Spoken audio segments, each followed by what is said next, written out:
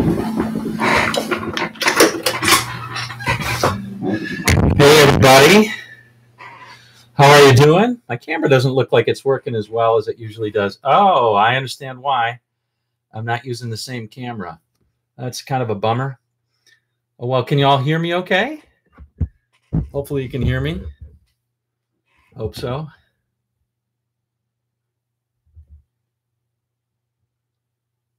Okay, awesome. Thanks. Hey, Geert, you made it.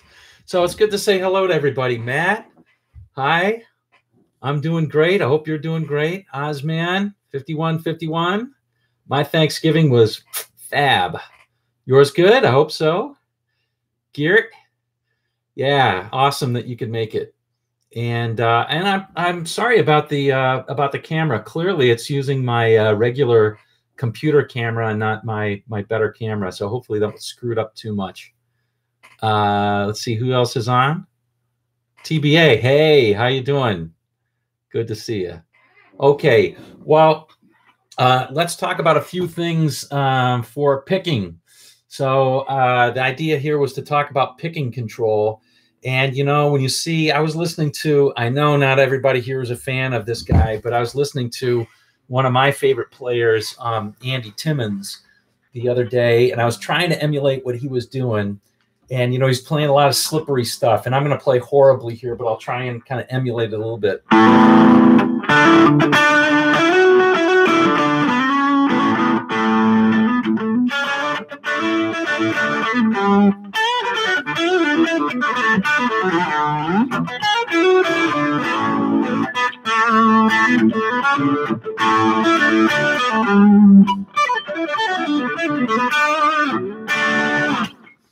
Anyway, the point that I was trying to get there is, despite the fact that I was a little bit nervous because I haven't really practiced that much, I tried to be fairly loose and all that with my right hand.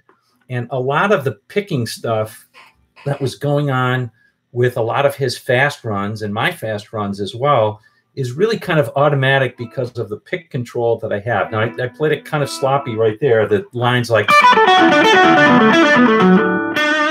you know, that, or that was fairly sloppy. But when I left the humbucker on, I should have taken it and made it a single coil. But I can only do it at all because of all the stuff that I used to do, of all the picking exercises that I used to do. So I want to share with you at least a little bit of what I did years ago in my picking stuff.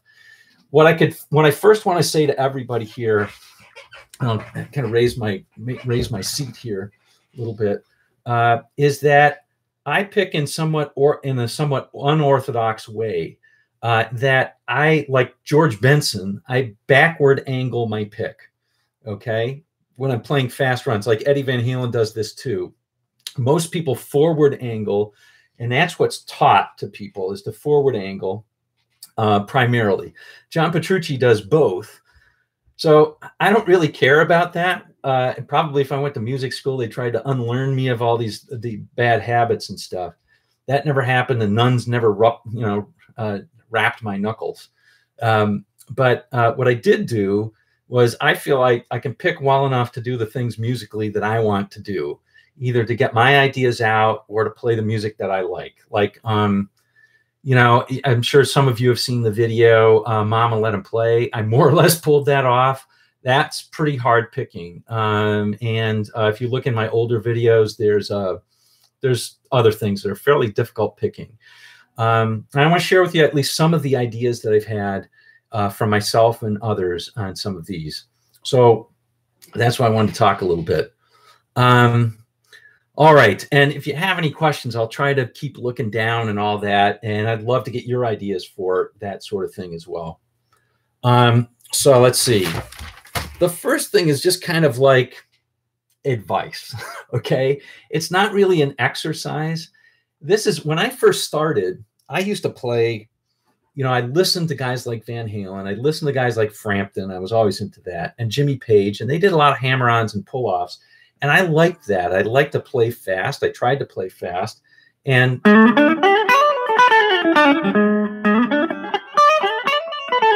did a lot of, hammering on and pulling off. And what you can learn is that you can go pretty quickly without doing a lot of that stuff, but it's kind of sloppy. It was sloppier than I wanted it to be. And so, somebody suggested I improve my picking.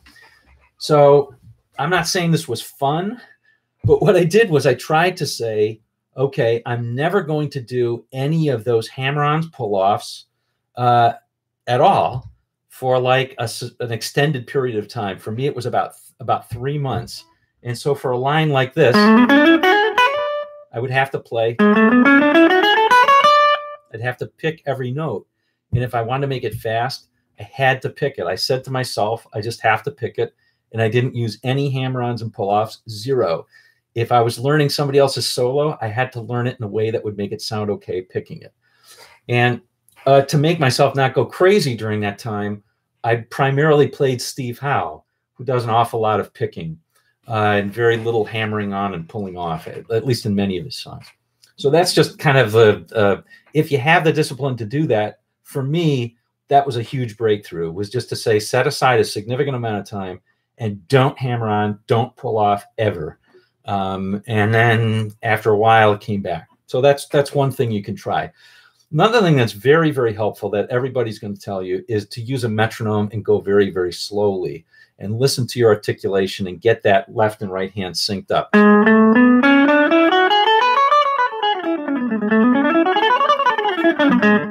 So the more you do it, the better it gets. Okay, so that's the first thing. That's pretty straightforward.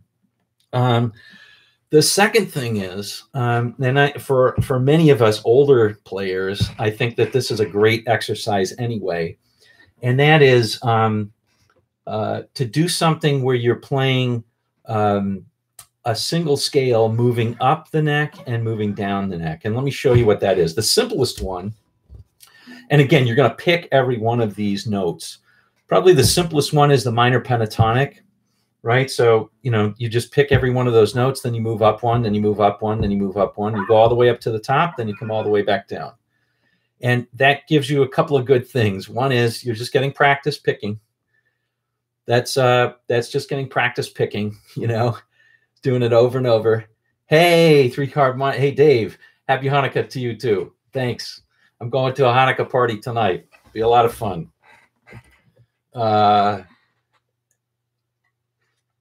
It's kind of a weird one because we have Secret Santa at the end of it.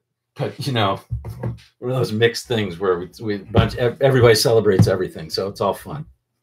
All right. So anyway, so that was one of the ideas. So let me just show you how that would work. So you pick any scale. Minor pentatonic is good.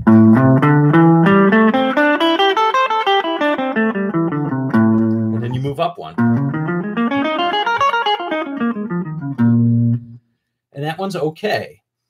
The thing that's good about is that the minor pentatonic has exactly two strokes on each string. So you can practice your down, up, down, up, down, up, down, up. And it's very, very consistent. If you feel that you're good on that, then you can graduate to another scale. And let me show you another scale. I'm trying to get the whole neck in here. There we go. So if I take my C, this is going to be a major scale. But I'm using a specific form of it. If for those of you who know caged, it's the C form. So I'm using my C chord right here. Okay, I'm going to finger it in a weird way with my 4, 3, and 2 fingers. So then I have my first finger as a capo, right? So I'm going to pretend my first finger is a capo and play the C form right here. So on the 5th string, 5th fret, that's my root note. That's a D. Okay. So it's that form that I'm thinking about, that chord form. And then I can play the major scale starting from there, go all the way up the neck and all the way down. I'll show you what I mean.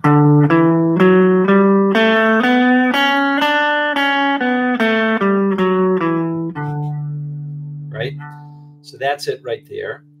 And Geert, I see that. I want to comment on the Rock Around the Clock solo. I'll comment on that a little bit. It is very intimidating, and you have to be a good picker to be able to do it, for sure. There's a reason why, and I'll get to this why, where a lot of country players are called pickers, right? They're not called players. They're not called strummers. They're called pickers. the good ones. All right.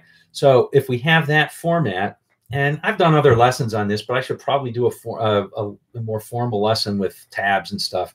If I then go up on all the way up an octave and all the way back, and I do that every day, I get a great warm up on my fingers. So I have old hands, so it takes me at least a half hour to get warmed up these days, because I also have arthritis and whatever. That's a long story. But anyway, so if I take this slowly.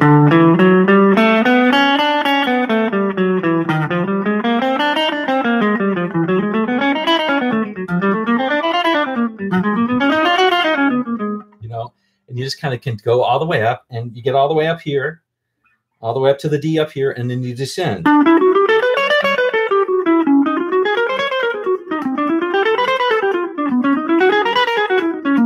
Etc. And you go all the way down.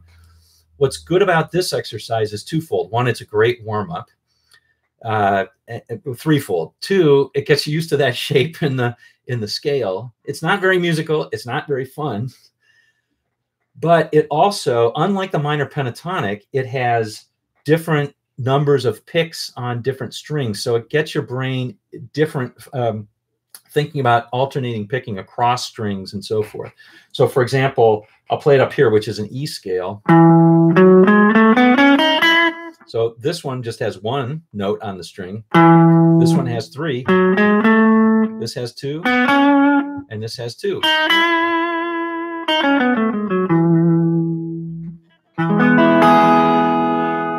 All right, so that's a good way to do it.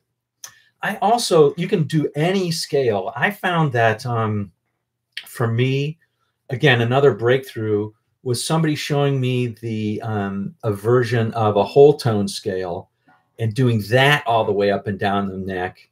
And it sounds really weird, so it's not at all musical. But I can show it again. I can show it in a different lesson. I think that, for one of these live streams, it's not really appropriate, but I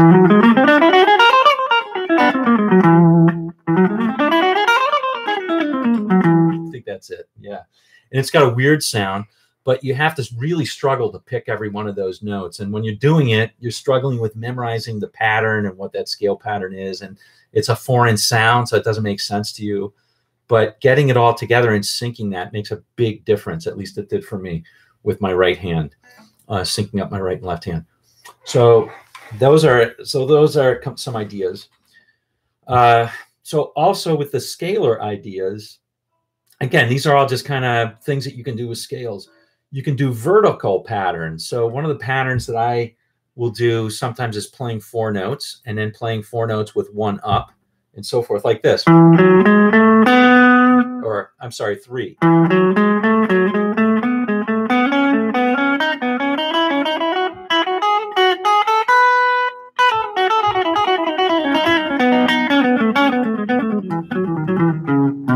See, I'm not up to speed on a lot of this stuff, but those sorts of things are helpful. Pattern exercises, verticals, and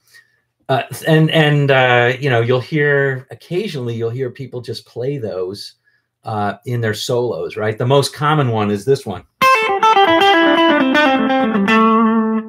That one.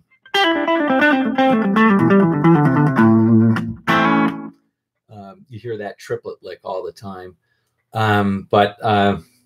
There's a bunch of them as well. The Neil Schoen's light solo has a little finger exercise in there. That one long run is like that. All right, so those are just some exercises that you can do. But I want to show you. Yeah, I'm glad you like the capo idea, Matt. I want to show you a couple of secret weapons. I wanted to mention this last week. But I didn't. I wanted to, but I didn't. Let's see here. We can plug this in today. Hopefully that's not too bad, not too loud. One of the things that I learned actually from reading an interview, the reason why I wanted to mention it last week, boy, my office is really a junk pile this week. The reason I wanted to mention it last week was because we were doing that Roy Clark tribute, And this is something I learned from Roy, or that I heard about from Roy Clark, who said, if you want to play fast, what you should do is get an old acoustic guitar and just play on that for weeks on end, and try and pick all the things that you're going to pick on that. And then when you get on your electric guitar, you're going to fly on that thing. I thought that was great advice. So, you know, just playing a lot more acoustic is a helpful thing. You know, just to add to that, two other things that I wanted to share with you were along that line, is it allows you to play other genres of music too. So to me, that makes a big difference in my right hand as well as my left hand. Now, when you pick up acoustic, it's not just the picking that you're going to have to pick up, right? It's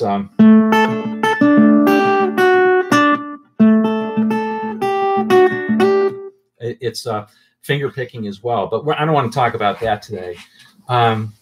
One of the genres that I recommend anybody to play if they're interested in, from a technical perspective, is bluegrass.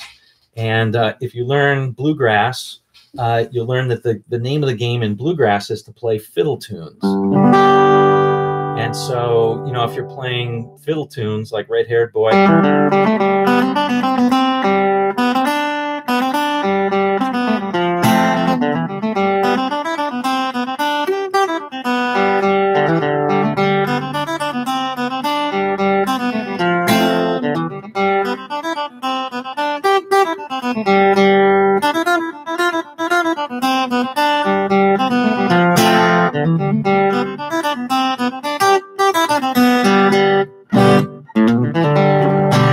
anyway, my bluegrass is way out of shape, but it's a lot of fun. First of all, it's a lot of fun to learn the picking tunes, and you get to meet with other musicians too, which is always a lot of fun.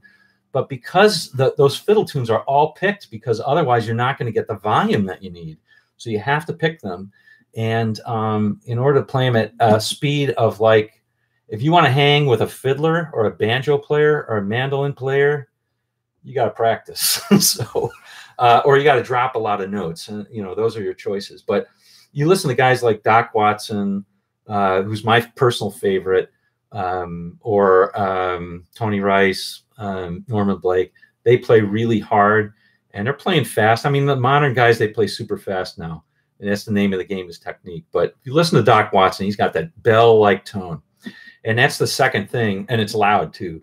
And that's the second thing that I wanted to point out, is that it's going to force you to be more precise if you're playing on acoustic. All right. I want to mention one more technique, and then I'm going to stop and listen completely. Lester Flatt, you got it. Absolutely. He's the guy who really invented the G run. That was his original G run, was just this. He'd end that like that. Yeah. But then he eventually got to. Yeah. Good stuff. Oh, Glenn Campbell was more than good, my friend. Glenn Campbell was possibly the most talented pop guitar player ever.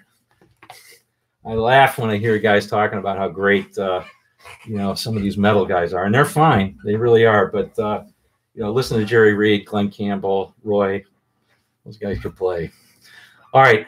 This last technique is probably something that you guys are not going to like. But again, I used to recommend it for my students and myself as well. But honestly, it was more my students who I used to teach back 10 years ago, and it really made a difference in their play. Now, these were mostly bluegrass students that I had back then, and that is this: get yourself some music and play adapted classical stuff. I know you're going to hate that. But what it does is it really shows up like where your technique is bad and needs to be, like, you need to really get your tone good and all that. So it just really makes a whole difference. Let me give you an example, right? So you're going to hear all the bad stuff that I'm playing. This is and it doesn't matter what the book is. This is the first one I found. This is a cheap Mel Bay book, classics for flat picking guitar, and they have good music in here. They have Bach, and they have all sorts of other stuff in here, Haydn. But you can. William Leavitt was a guy from Berkeley who used to do classical studies for a pick style guitar. It's helpful, and Bach lends itself pretty well. You don't have to be tapping and doing all that metal stuff. It's good stuff.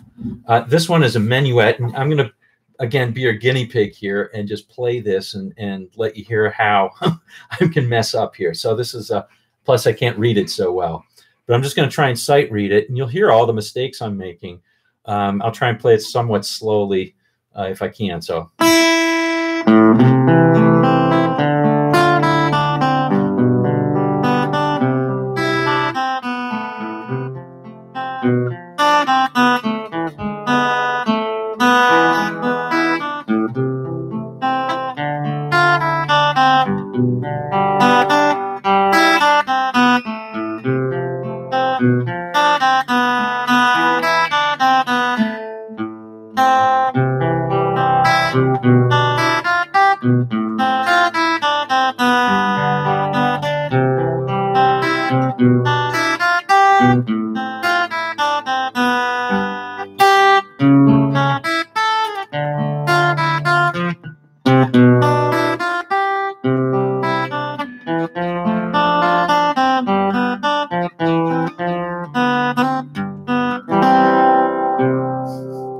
Okay, see?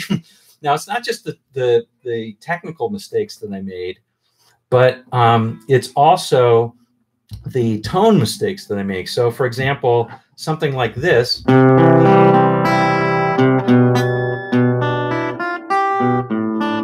want to get and let that ring out. So it really kind of forces, again, me to be very precise with my right hand to hit exactly the right notes at the right time. And it's just a good thing. I do it once in a while. Certainly myself, I like to pick up the acoustic and just kind of play this stuff or play my old bluegrass stuff. And that's about it. So thank you. Thank you, Two Bike Mike. I love this acoustic. It's from I think a little north of your neck of the woods, but it's from Quebec, I think.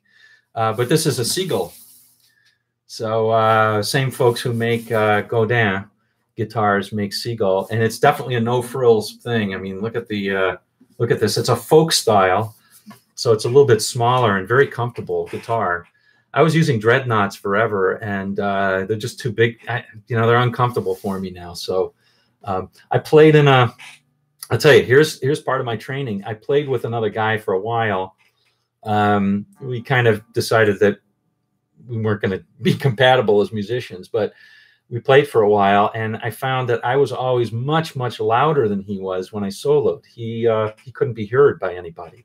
So a lot of that was my training in other musical genres for sure. So anyway, so those are the ideas. The set aside some time, like a couple of months, to just pick and don't do anything else. That's a tough one to do because it's kind of boring.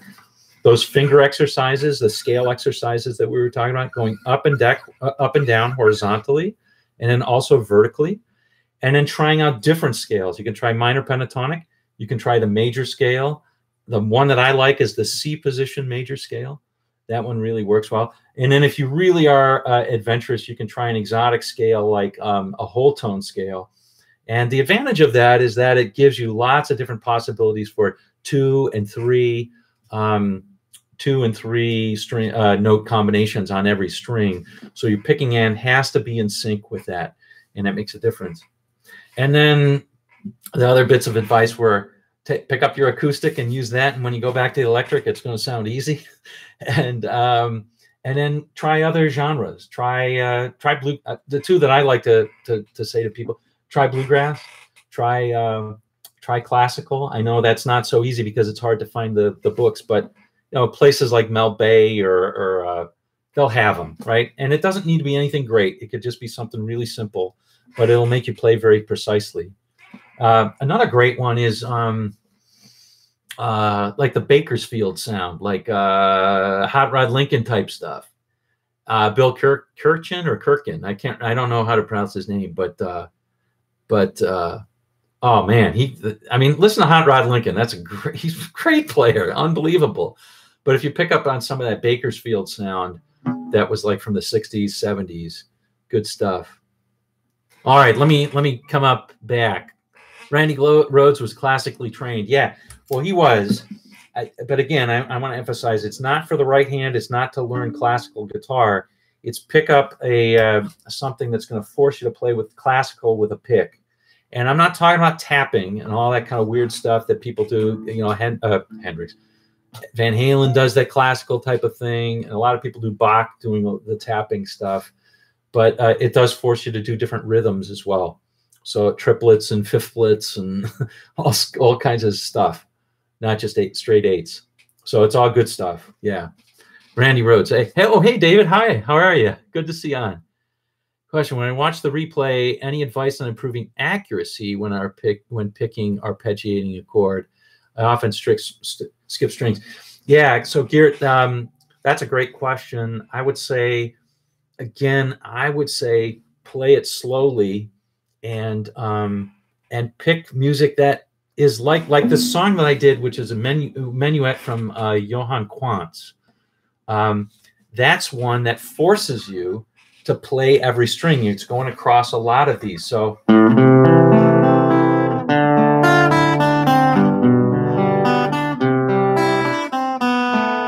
a lot of those, I'm skipping strings as well.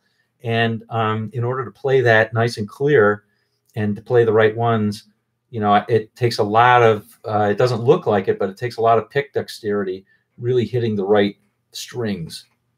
So, and you know, that kind of stuff really comes in handy when you're playing the blues too, because you've heard people play. Let me put this down for a second.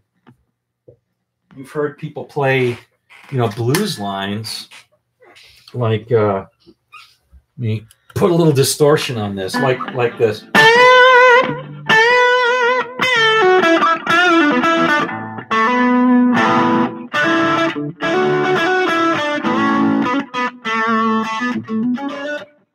So a lot of those things, I'm hitting middle strings. I'm not hitting the other strings. So, you know, that practice is helpful for that. I don't know if I can't say for sure I got it from playing these classical lines and all that kind of stuff. The jack is coming loose on this thing. I hate when that happens.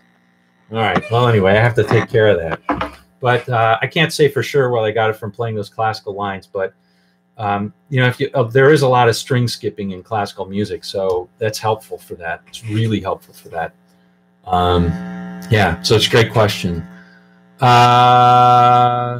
Let's see. Can I show? So Osmond 5151. Can I show that? What do you mean by that?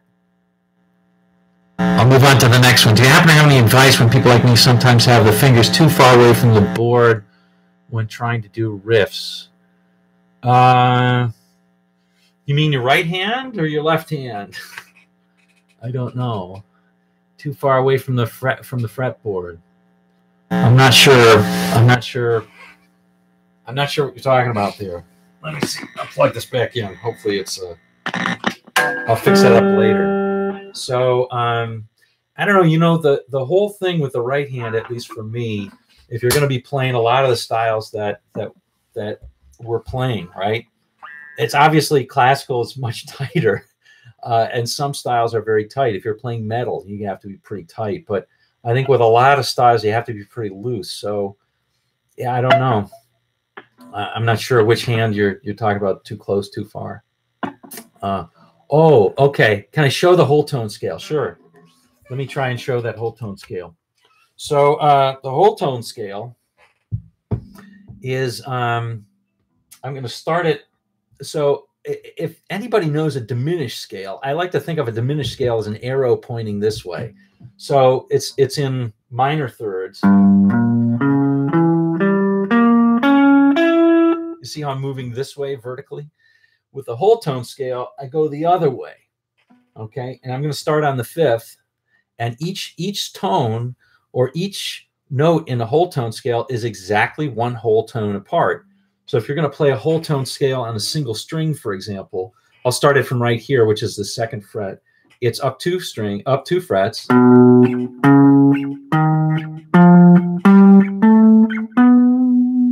So that's the whole tone scale right there. It's not a very fun, it's nice sounding scale. It's an outside sort of sounding scale. But anyway, bottom line is your ears will get used to hearing it.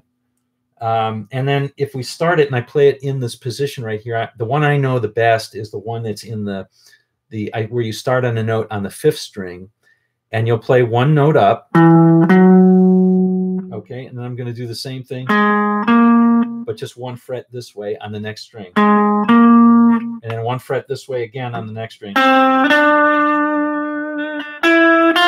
All right, now I've forgotten it. All right. Now, normally you'd have to go 1 more, but of course the B string is tuned in a weird way, right? So it's tuned in relation to the G, not like how everything else is. So you have to move 1 more this way. So it just is a straight one. So, and then up 1. And then you just descend. Now there's a number of different ways on how you can descend on this one, but I'll descend like this. So I'll tab it up sometimes. I'll do a lesson on the whole tone scale, a real short one on it. It's not going to get very many views, but I can do a lesson on it and tab it up so that you have it in the tab, because I know the pattern's really kind of hard to see. Oops.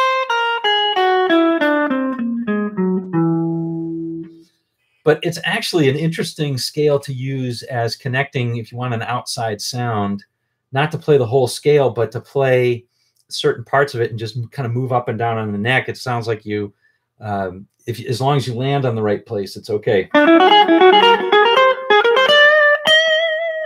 You know.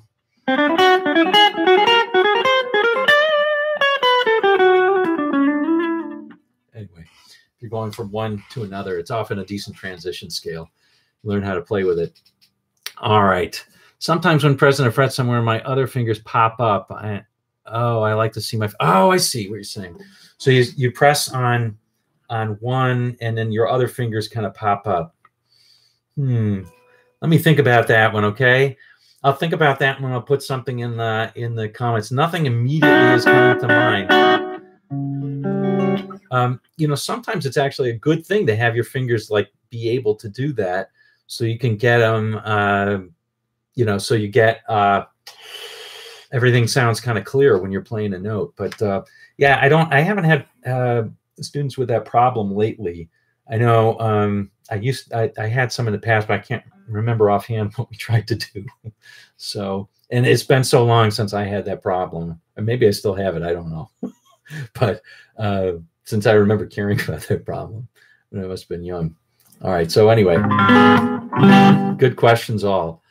All right. Well, you know, picking and all that kind of stuff is not the most exciting thing to everybody, but you know, it is an important thing to have some decent pick control. And bottom line isn't all about, you know, how fast you can play or anything like that.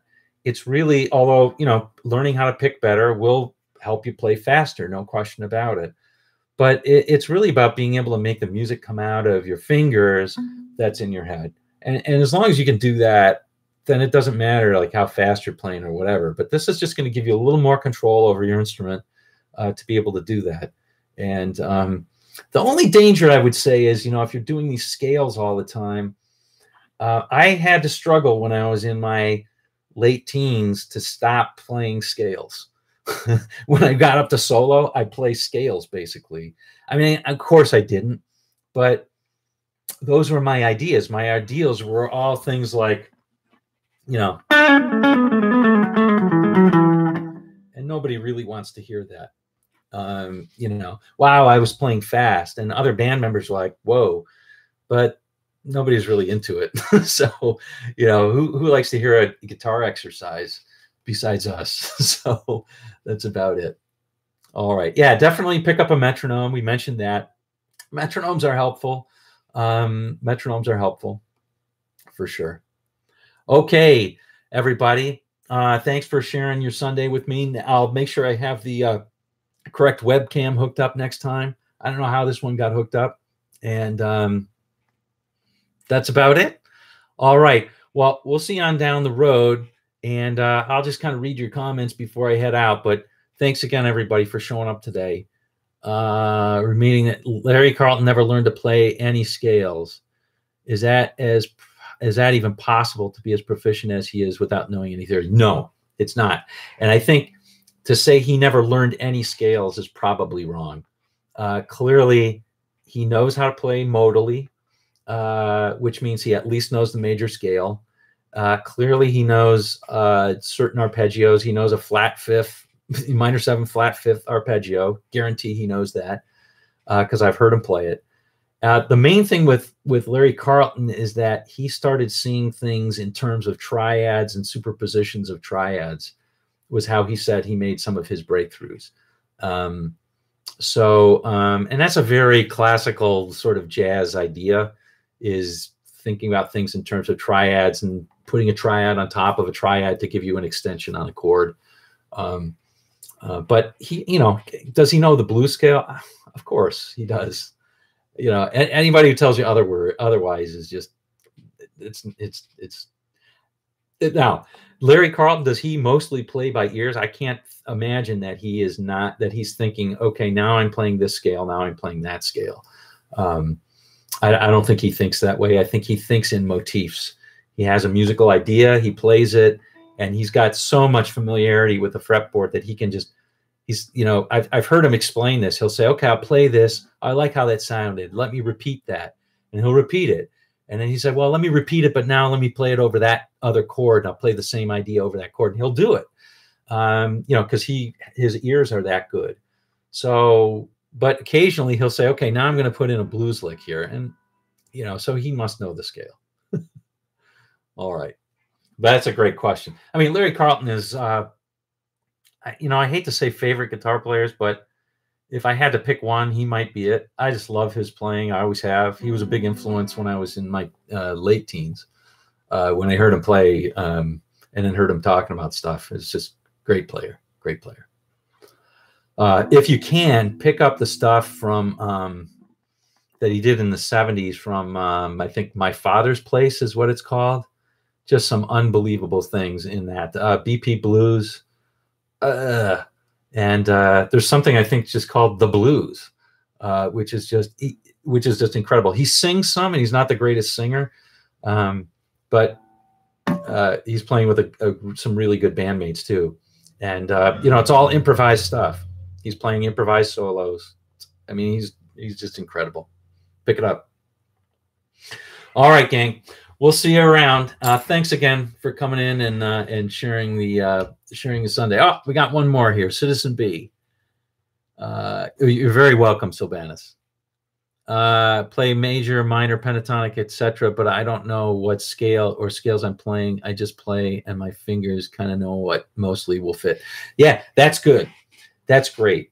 Like I said, I played very scalar. I played thinking about scales for a long time. And the way I would play, for example, jazz, is I would look for patterns, either 1-6-2-5-1s or 2-5-1s, which are different chord patterns, right? And try and figure out, okay, which major scale fits over this piece of music or this section of music, and then just alter that as I played through the ideas. And I really didn't think about it chord by chord. As I've grown older, I think much more, when I think and intellectualize things, I think more in terms of the chords that I'm playing over, not scales. And then when I play, I don't think at all. I'm just trying to, well, I do a little bit, but when I'm at my best, I don't think at all. I'm really trying to think about the music that I'm hearing in my head, trying to come out on the guitar. And that sounds like what you do, which is great. So that's awesome. Okay, fellas and ladies, but I'm guessing mostly fellas. Have a great Sunday, and thanks again for showing up. Always appreciate seeing you. Okay, see you later.